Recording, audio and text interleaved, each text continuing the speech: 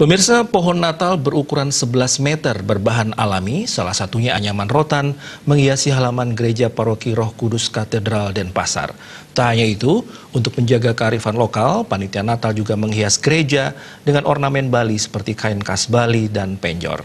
Guna memastikan keamanan perayaan Natal 2019, panitia Natal di gereja terbesar di Bali tersebut menyiagakan setidaknya ratusan personil keamanan dari TNI dan Polri, serta petugas keamanan internal.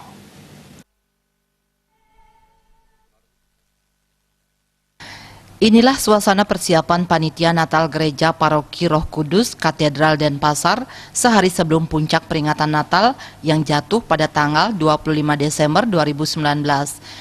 Tenda-tenda perindang sudah tampak terpasang di sekeliling gereja lengkap dengan kursi dan pendingin.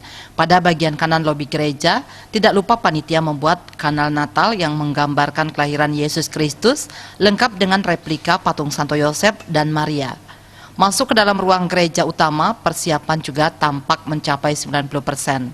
Hiasan bunga berbagai jenis dan warna menambah keindahan dari ruang doa utama ini. Para petugas kebersihan juga masih tampak melakukan tugasnya, memastikan kebersihan areal altar dan seluruh ruangan. Ketua Panitia Perayaan Natal Gereja Paroki Roh Kudus Katedral Denpasar, Jimmy Hermanus Piri menyampaikan, umat yang akan hadir pada malam misa Natal dan puncak Natal di gereja terbesar di Bali ini diperkirakan akan mencapai 500 hingga 600 umat dari berbagai daerah di Bali bahkan luar Bali. Melihat begitu banyaknya umat yang hadir, panitia membagi kegiatan doa malam misa menjadi 2 sesi.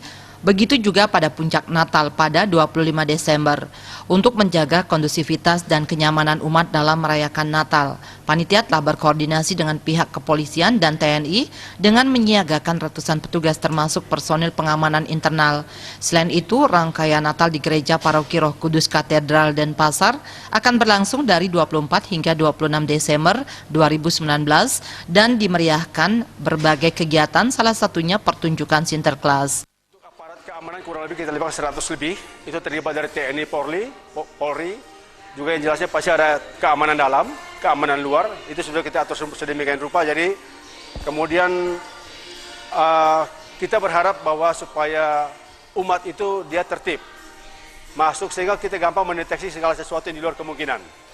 Kemudian kita perkirakan umat yang masuk itu kurang lebih 5.000 sampai 6.000. Biasanya idealnya itu 8.000. Yang terjadi itu pada saat tahun-tahun sebelumnya. Oleh karena itu, oleh paroki di sini mensiasati supaya umat tidak membludak, misanya dilaksanakan sampai 2 kali atau 3 kali. Sesuai dengan tema Natal tahun ini, yaitu hiduplah sebagai sahabat bagi semua orang.